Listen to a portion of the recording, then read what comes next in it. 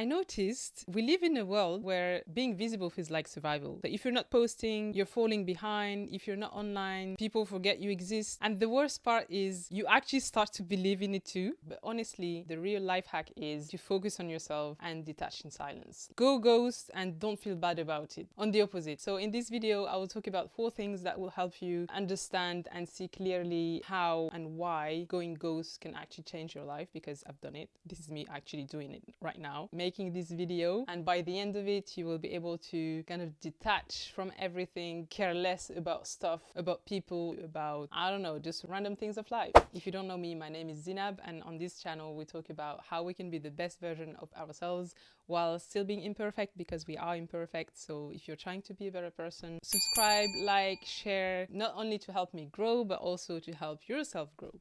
So before I actually start, if you haven't watched my video about how I quit Instagram and how it changed my life, please do so. I'll put the link somewhere on the screen because it's linked to this. I started detaching myself much more once I quit social media, and yeah, I think that's something you can benefit from too. But the first point I want to talk about is detachment doesn't mean indifference. It doesn't mean you don't care anymore. It doesn't mean being dismissive to people. It doesn't mean hiding. It doesn't mean being rude to people who want to reach out to you. It doesn't mean being against the world. Although I am one of those who think the world is going mad, the world is just so crazy that sometimes you want to just disappear. But it's not really about that. It's more about ignoring the noise. You start to ignore anything that drains your energy, that, you know, makes you feel bad, miserable, that makes you question yourself, any relationship that you have that makes you feel unworthy, any job, any, I don't know, honestly, it could be anything, but anything that doesn't align with your values and your morals, you want to kind of ignore the noise that comes from it. That is also avoiding drama. You just want to live a peaceful life. And by doing that, by wanting to just, you know, detach yourself, you just stop explaining yourself to people. You don't need to push every time for people to see you,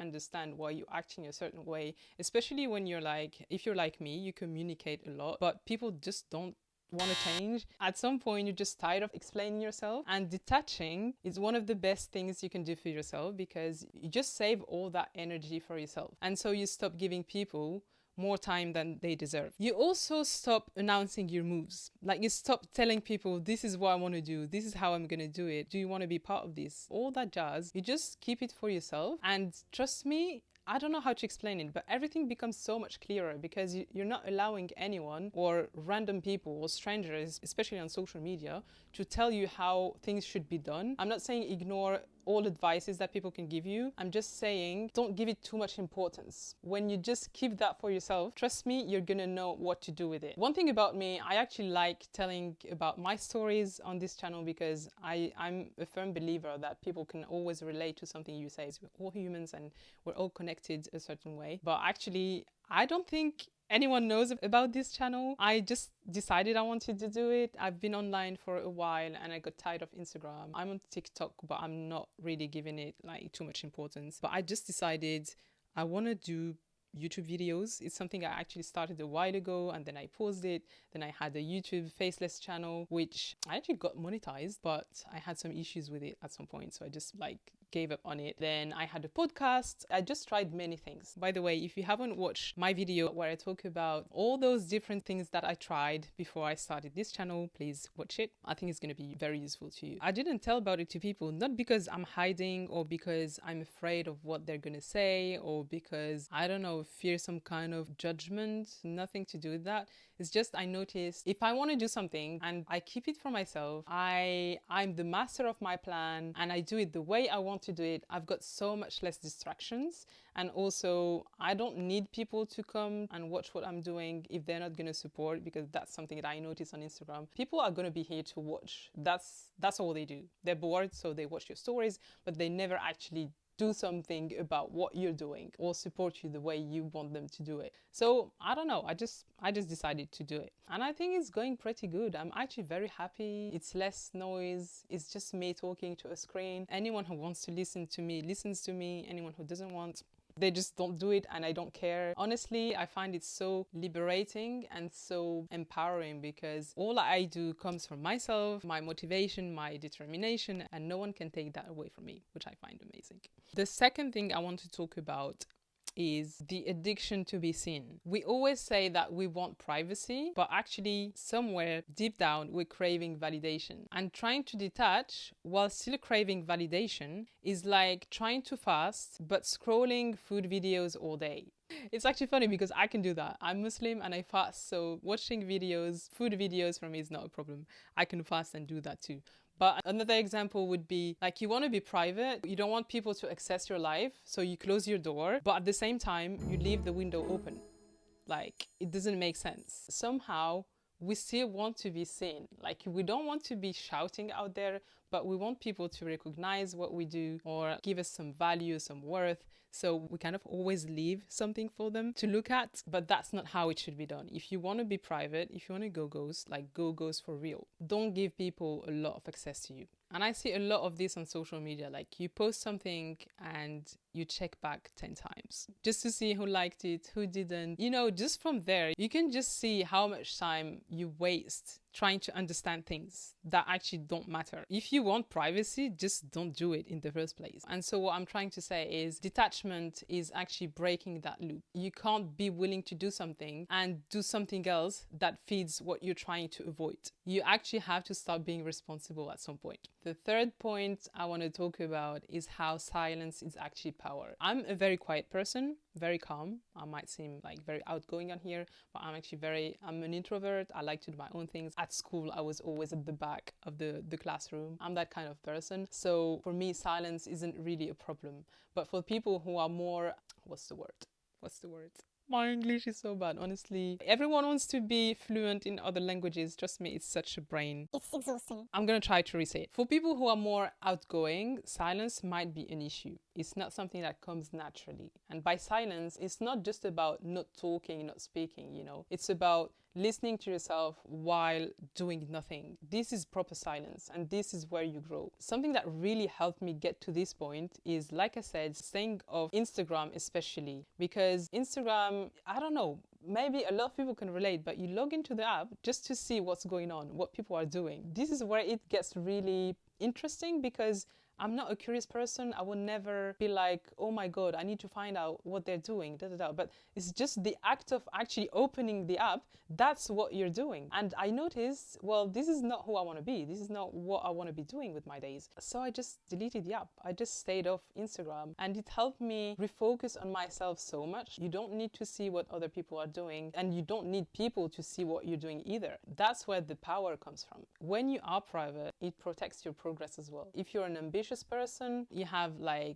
plans and goals and ideas for the next 5-10 years, and of course you want to see progress in what you're doing. Being private will protect that progress, because when you let people in, you start indirectly, maybe you don't give people that much importance, but indirectly or unconsciously, you will still base that progress on what people think of it or what they tell you should be doing of it. I don't know if that makes sense, but somehow your metric for success will have some elements of other people. And I'm not saying they should be completely out of your plans. I'm saying you should give them less importance. You want them to be in your plan when you want them to be in your plan, not because they've decided they want to be part of it or they do that without your kind of permission. One thing that I love and that I always remind myself of is people can't destroy what they can't see. It's that simple. I'm going to say it again. People can't destroy what they can't see. You get it? The fourth and last point I want to talk about is how slowing down isn't laziness. It has nothing to do with this. Unfortunately, in this society, I notice we kind of rewarded for always doing. We need to be doing, we need to be doing, we need to be doing, and we need to be productive, and we need to do this and that. And it feels like when you're doing nothing, you don't have any ambition. And that's wrong. I'm kind of against all the gurus who said you have to wake up at 5 a.m. and start your day there and start working on yourself and do this and that. I'm like, okay, maybe that works for certain people, but not everyone has to work that way. And not waking up at 5 a.m. doesn't mean you're lazy. We're just different people. Some people work better in the mornings, others in the evenings, others in the afternoon. I personally work better in the evening. So I know that if I don't wake up at 5 a.m., there's nothing wrong with that. There's nothing wrong with me. I just take my rest and enjoy my peace when I want to enjoy it. And it's that simple. Slowing down only means you stop chasing trends and start chasing alignment. That's all it means. And actually, that's all that matters. It's also a way of detaching from any outcome. When you're slowing down, you're obviously focusing on the moment, on the present, and you're less about, oh, what's going to happen to me in 2 years, or what's going to happen to me next week, So you kind of detach from the outcome, and that is such a powerful state to be in. It's like sending a message in a bottle and you close it and you just send it, throw it to the sea. You do your thing, you do a bit, you seal it with intention, and you just leave the rest to God. Last but not least, slowing down helps you get more free time. It goes hand in hand. And free time becomes space for imagination, for you to daydream, for you to reconnect with your goals.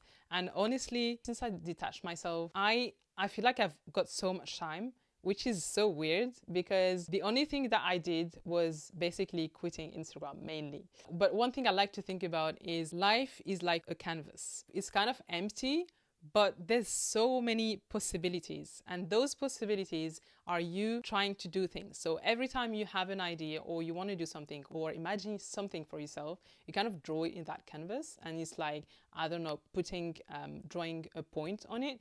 And like I said, there's like thousands and thousands of ways you can draw on that canvas. But if you don't do that, if you don't draw in it, if you don't imagine things, if you don't take the time to actually think about things, then how are you going to draw that canvas? How are you going to draw that life that you want? So you have to create the space and find the time to do that. And the more you draw, the more possibilities and the more like doors you will open for yourself. There's obviously no, I'd say, right or wrong drawing to make, because you never know where you're going to end up, but it's just going to give you more chances to get where you want to be. And I've said it briefly, before I make videos on this YouTube channel, I tried so many things, and it's not me trying and feeling like I failed. It was more me creating as many possibilities for myself as possible, as I could at the time. Honestly, I have no regret at all about anything that didn't work out in the past. I'm just focused on what I want to do now. And yeah, taking the time to enjoy the present. I don't waste time anymore explaining myself to people, explaining why I do things, explaining my goals and my dreams. Anyone who wants to be part of my life will be part of my life. Anyone who doesn't want to be, it's fine, because this is how I see it myself. Like, I don't force myself into other people's lives. So if people don't want to do that in mine, then that's completely fine. So yeah, that's it. If you find this useful, please subscribe so I can grow and continue making more videos, and share it with anyone you think will find it useful as well. And of course, check out my other videos on self-improvement. I'll see you again soon.